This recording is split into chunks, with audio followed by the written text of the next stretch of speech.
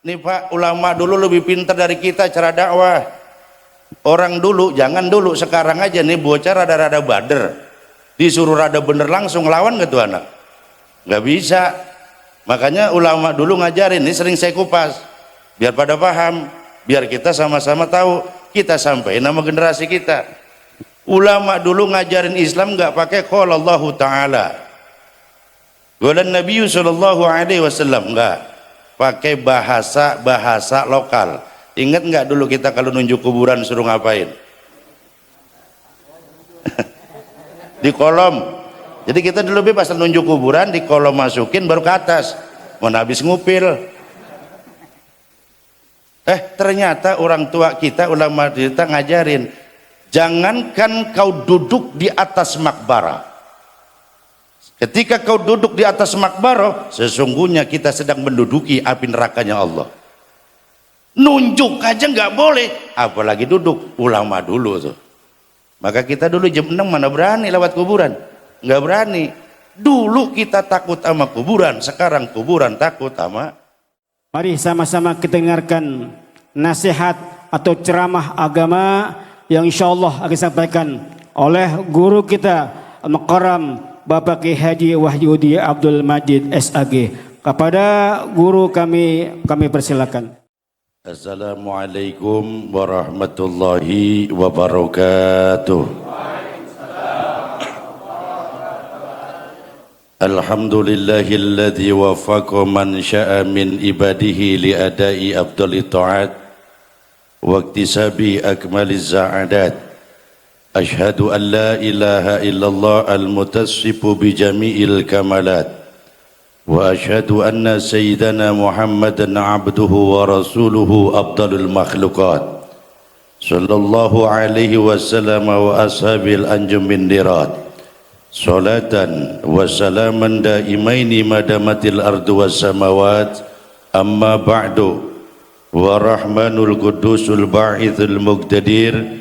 Qala rabbi shrah li sadri wa yassir li amri wahlul 'uqdatam min lisani yafqahu qawli. Qalu subhanaka la ilma lana illa ma 'allamtana innaka antal alimul hakim. Puji syukur kita panjatkan kehadirat Allah atas limpahan nikmat karunia yang diberikan kepada kita. Hingga malam hari ini kita dapat hadir berkumpul bertemu di tempat di masjid yang mulia ini. Mudah-mudahan Allah turunkan berkah dan rahmat untuk kita semua. Salawat serta salam senantiasa tercurah terlimpah keharibaan junjungan Nabi besar kita Muhammad sallallahu alaihi wa alihi wa sahbihi wasallam. Hadir di tengah-tengah kita lentera hidup dan kehidupan menuju cinta Allah kepada Rasulnya Habiban al-Mahbub Al-Habib Saleh bin Abdullah Segaf dan putra beliau Habib Nagib Habib Abdullah. Biar Allah pelihara beliau semua. Allah berikan sehat, afiat, panjang umur hingga terus dapat membimbing kita menuju yang diridhoi oleh Allah Subhanahu wa taala. Juga guru saya, guru waktu saya masih kecil, alhamdulillah, yang saya hormati, saya sayangi, saya cintai, Ustadz Sinur Habib. Alhamdulillah, belajar baca maulid berjanji saya sama beliau. Sampai dulu kalau anak sekarang santri katanya ngecor dibikin jadi budak, emang dasar tolol nyantren kagak. Itu Pak, ini nyempong dikit Bib. Itu kan turunan tua ya. Kita mau ke Jati Kramat itu kan turunan nanjak lagi. Itu saya kelas 5 SD ya Pak. Itu saya kelas 5 SD, saya bawa mobil Daihatsu Hijet 55. Saya sendiri yang bawa. Jadi saya kelas 5 SD udah bisa nyetir mobil. Nah, jadi ngambil sama tanahnya di sini Bib, di samping. Saya yang nyetir, Bang Mahmud, mana Mahmud? Mahmud, Bang Darun, itu kenaiknya di belakang. Jadi kita masih kecit-kecit banget tuh, masih piik-piik, udah belajar jadi tukang kuli sindang. Lah ngangkut-ngangkutin tanah, itu kan dulu sawah tuh Beb, kita nyebrang ke sono sawah. Nah jadi kita nih udah bawa tanah dari sini, Nah kalau zaman sekarang di videoin, wah sini dikata ngadain perbudakan. Iya, itu kelas 5 itu sampai mau kelas 6 itu Ustaz Marjuki. Gitu. Mudah-mudahan beliau ini Allah angkat derajat dunia dan akhirat.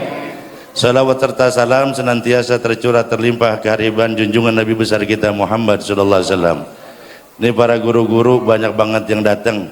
Intinya masa empongan serombongan kita doain guru-guru kita pada sehat afiat berkah. Kalau sebutin gak kelar, mohon maaf ini udah semuanya aja dah. Yang penting pada berkah.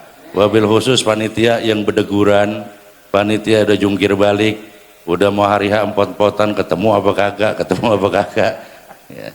Udah dua macam-macam dah. Mudah-mudahan ini jadi ladang negeri akhirat buat semuanya remaja masjid.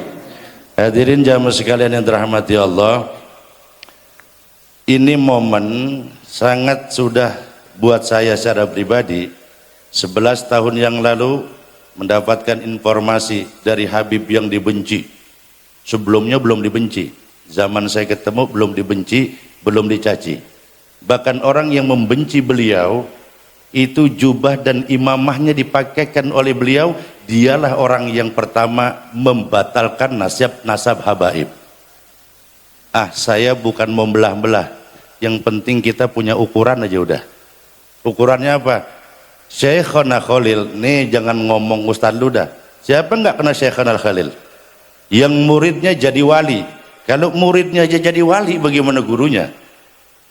Ditanyakan, Syekhana Khalil itu diceritakan oleh sang cicit Sayyidina Mbah Khalil bin Syekh Abdul Latif. Apa favorit zikir yang sangat digandrungi, digemari oleh Mbah Sayyidina Khalil? Yang digandrungi dan disenangi oleh Syekhana Mbah Khalil adalah favorit zikirnya Ratibul Haddad. Bahkan beliau menulis sendiri Ratibul Haddad, dia tulis dengan cermat hati-hati, yang kemudian tulisan tangan beliau diberikan kepada anak dan keturunannya. Kalau kita model potongan remek begini, pakai berani-berani nunjuk, batalin, apa nggak malu sama Syekhana Khalil kita? Potongan apa sih kita? Udah jangan kejauh-jauhan, dan yang di Indonesia saja. Belum lagi nanti para alim ulama yang jadi wali, para masyayikh di Indonesia, itu yang kemudian keilmuannya bisa dipertanggungjawabkan, itu belajar dari para habaib. Nah 11 tahun yang lalu itu pernah beliau sampaikan, hati-hati, di mana nanti sesaat lagi ulama dengan ulama diadu, Habib dengan Habib diadu, ulama dengan Habib diadu. Sekarang kemarin habaib yang dihantam, sekarang pesantren yang dihajar.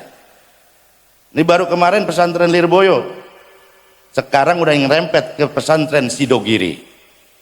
Ini tinggal nunggu Pak. Nah makanya beliau bilang masih bagus di Indonesia ada tahlil, ada maulid. Ini kunci nih Pak nih, buat di Jabodetabek khususnya kunci Bib. Ini kalau nggak ada maulid, nggak ada model tahlil, remek udah kampung bojong. Yang kita masih bikin maulid aja udah pada lompat pagar no. Dia bilang ngomong apaan tuh bid'ah, dolala finnar.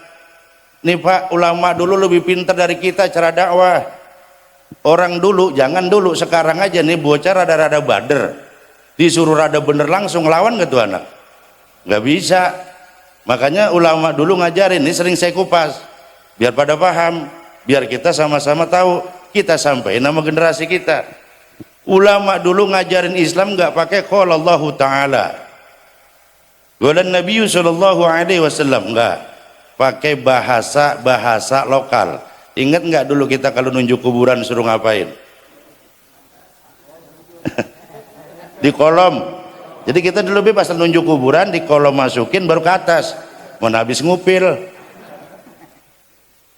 Ternyata orang tua kita, ulama kita ngajarin, jangankan kau duduk di atas makbarah, ketika kau duduk di atas makbarah, sesungguhnya kita sedang menduduki api nerakanya Allah.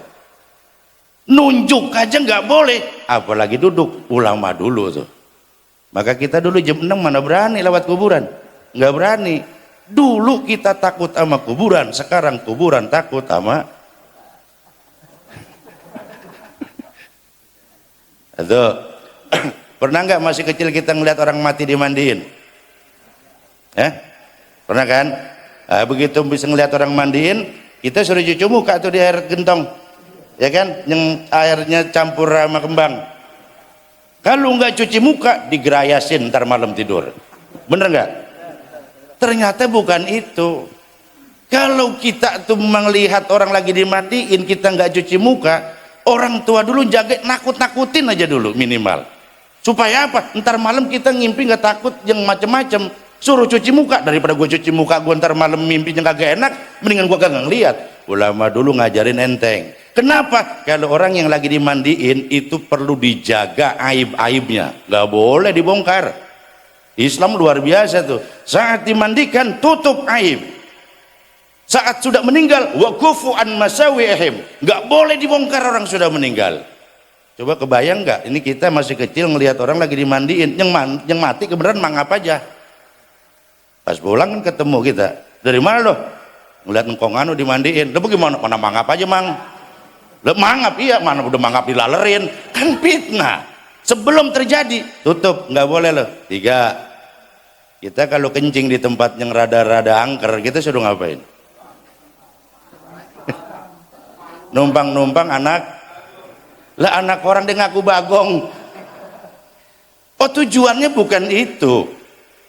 Ketika ini ada tempat yang pohon rindang, ada tempat air yang tidak mengalir, Rasulullah melarang. Kenapa? Pohon rindang itu kan buat orang berteduh. Kita ini lagi panas-panas ngeliat puunan tengaring ngowong-ngowong, ngowong-ngowong. Ini bahasa Jerman yang udah lama ditinggal nih. Iya kan, orang sini aja nih ngaku orang Bojong, orang Betawi. Orang Bojong aja udah nggak ngerti bahasa kita. Benyenyeh, lodoh, teiyeng. Lah orang sekarang makan kagak ngerti bahasa begitu. Salah satunya apa? Sholat tuh. Siapa di sini orang kampung sini yang tahun 70-80 nyebut sholat? Lu udah sholat? Wah, orang komplek nih. Sembahyang. Itu warisan siapa? Hindu. Sembahyang, widi, Hindu. Islam masuk, sembahyang, ganti widi, sembahyang Allah Jalla Jalalu. Orang dulu ngajarinnya enteng, kagak pakai berat-berat. Sekarang begini, ada santri pulang mondok, dia pakai jubah udah kayak Batman nih, imamnya gede banget kayak ban Vespa. Pas banget ada kantor situ, ada pos gardo tuh, lagi pada main gaple, ya kan? Orang kalau main gaple kan nggak ada yang hidup. Mampus lo, gue ganjel. Lah itu mantu sama mertua mati bareng itu di gardu. Dateng nih santri baru, begitu dia ngomong beran main duit, dia ngucapin salam, assalamualaikum warahmatullahi wabarakatuh. Nengok semuanya. Saudara-saudara tahu ini perbuatan rijsun min amali syaitan, maka saudara-saudara semua di sini masuk neraka. Saya mau tanya, kira-kira ini santri muda ditabok apa kagak? Kudu ud'u sabili rabbika bil hikmah wa mau'izatil hasanah wajadilhum billati ahsan. Disuruh ngaji Pak Bib segini nih, kalau malam apa Bib?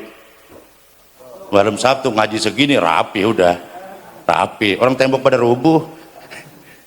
Tapi biarin dah ngaji nggak segini, yang penting maulid kumpul, enak nggak? Biarin ngaji nggak segini dah, ntar pelan-pelan kali tahlil dulu dia doyan, bener nggak?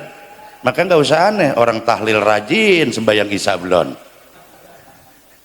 Ada nggak orang tahlil rajin sembahyang isya udah berangkat aja belum sembahyang? Ya udah, emang kita pakai nanya banyak. Ulama dulu ngajarin begitu. Maka saya balik lagi, pesannya beliau dulu saya nggak berani bercerita itu, tapi karena kondisinya sekarang udah modelnya kayak begini, sampai alhamdulillah saya dipesannya jauh banget Bib, sama Abah Lutfi bin Ali bin Hashim bin Yahya. Itu waktu itu saya masih ketua LDNU, ketua lembaga dakwah Nahdlatul Ulama Kota Bekasi.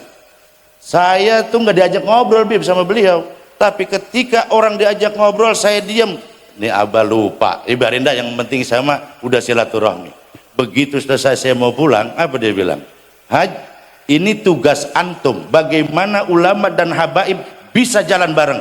Saya buktikan, alhamdulillah, saya dirikan Wahdi dan Gasebu, penasehat Wahdi Center dan Gasebu dulu. Yang pertama, Allah yarham Habib bin al-Mahbub al-Habib Ahmad bin Uthman bin Yahya, dan dari kali kita sendiri adalah Bapak Kiai Haji Mir Ansyamsuri. Dua inilah yang membentengi saya, dua inilah yang terus mengapit saya, dan itu pesan dari beliau yang saya laksanakan. Paling tidak buat kita ini kampung bisa kokoh dan kuat karena ada alim ulama, karena ada habaib, karena ada alim ulama. Itu pertama, Pak. Kita ini kalau nggak diinget-ingetin kan al insan mahalul khata wa nisyan, suka lupa kita. Kita ini ngadain ulang tahun, peringatan bendera 17 Agustus sampai sekarang saya bikin bendera. Dulu saya kecil ogah banget 17 Agustus itu upacara. Tapi 4 tahun saya mulai, sekarang di Wahdi Center itu kita ngadain upacara 17 Agustus. Ustadz saya undangin. Begitu hormat bendera, kakinya pada semper.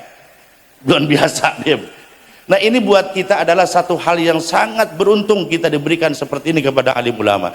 Yang kedua, ketika kita bicara maulid, kan di rumah mah kita jujur Pak, jarang baca maulid, jarang, bisa dihitung, jarang dah. Cuman kalau kita ngomong malu, kan kita malu sama Nabi Adam. Nabi Adam di sorga, ini cerita singkat. Nabi Adam di sorga, begitu di sorga, lagi diem-diem dia lihat, ini gue sendirian, apa aja ada, apa aja minta jadi, ini nggak ada temennya pisan, nggak enak nih. Ada pasangan burung dia lihat.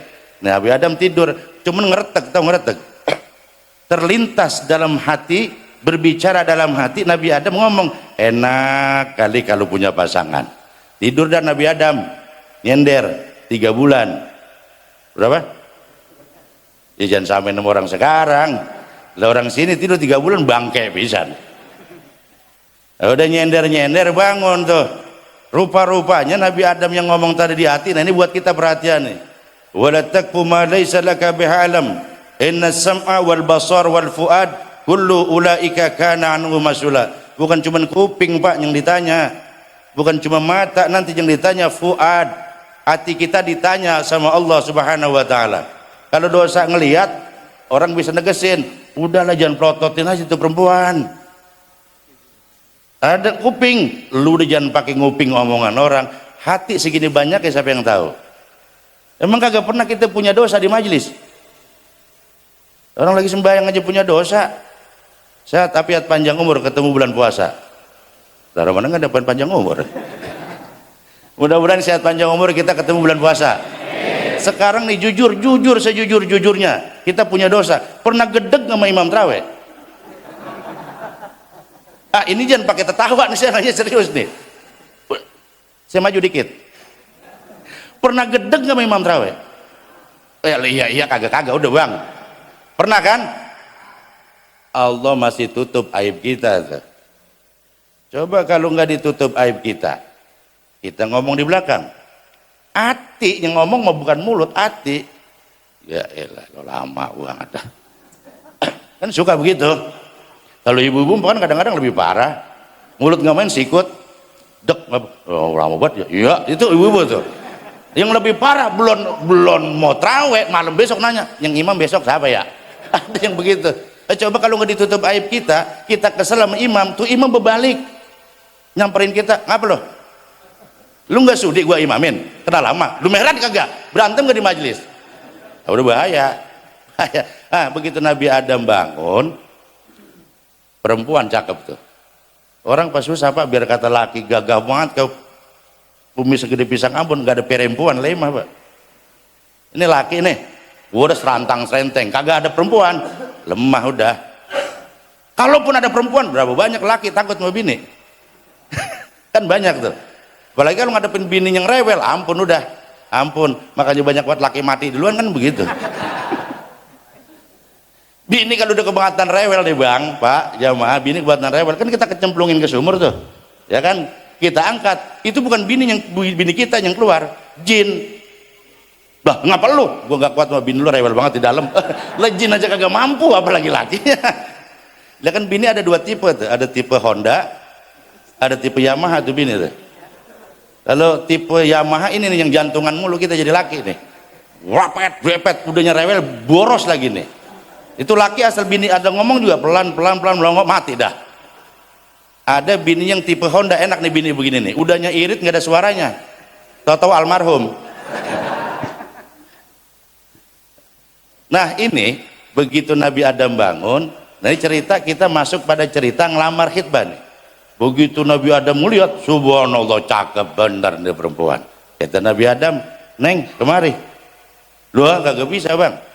Abang yang kemari, mana ada gayung tempayan nyamperin gayung. Yang ada gayung nyamperin laki, nyamperin perempuan jangan nyamperin. Ada nggak zaman sekarang perempuan nyamperin laki? Udah jangan pakai kenceng-kenceng. Saya makan lagi ngetes doang. Ini romannya jadi ngapa jadi sewat begini. Nah, disinilah berlaku yang namanya hukum khitbah. Ngelamar, laki datang ke perempuan.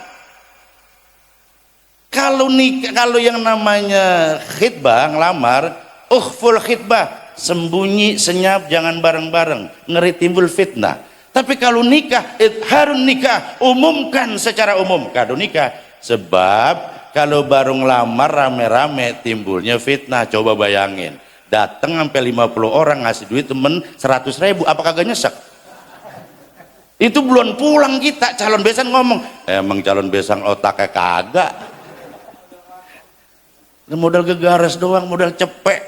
Dah, satu. Yang kedua, kalau nggak jadi, kan banyak tuh kejadian orang udah ngelamar nggak jadi. Wah, banyak. Yang parah nama kampung pak dibawa. Lu mau nikah sama orang mana? Orang situ. Jangan dah, jangan. Lu mengapa? Udah kata gue jangan dah. Gue meten najis sama orang situ. Tuh, itu kalau baru ngelamar. Kalau kira nikah umumin. Kenapa? Kalau kagak nikah, makanya dilarang kapur sirih itu, nikah sirih. Kapur apa sirih? Itu ngeri pak, ngeri. Lah kalau orang zaman dulu, kalau misalnya yang lancong, nggak bocah kayak karang kan. Lu bocah karang kalau main pacaran, sampai kali berat ban motor mah itu joknya pada beset. Lah mau menjahit di mana tuh? Lah orang dulu pakai pagar bilik kan bibi ya, pakai pagar bilik, disodok-sodok tuh.